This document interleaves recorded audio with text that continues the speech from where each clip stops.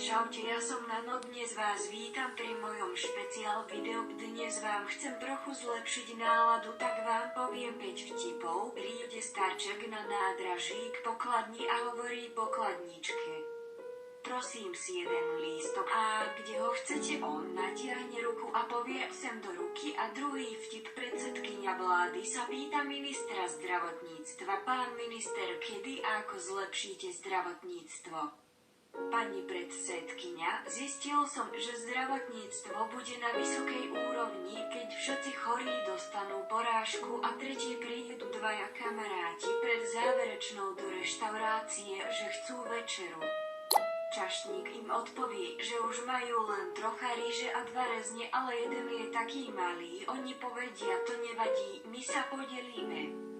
Rýžu si rozdelia na polovičku a jeden si zoberie ten väčší rezeň a druhý hovorí: ty si pekný kamarát, zobral si ten väčší, no a keby si ty bral, tak ktorý si zoberieš?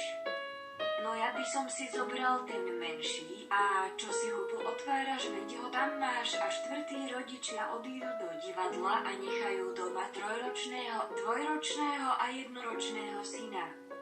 Len čo zaverú za sebou dvere, 3-ročný hovorí: zahlajme si Maliáš, 2-ročný na to: kašlem ti na Maliáš, poďme za ženami. 1-ročný im vraví: do riti pôjdeme. Keď ja neviem chodiť a 5. vtip: blondínka stojí na brehu rieky, príde k nej babka a pýta sa jej: slečna, prosím vás, kde sa to tu dá prebrodiť? No a hneď tu, kde stojíme, odpovie blondínka.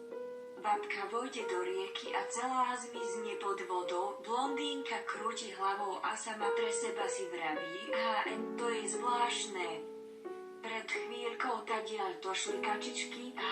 Dúfam, že sa vám moje vtipy páčili a že som vám zlepšil náladu. Čaute.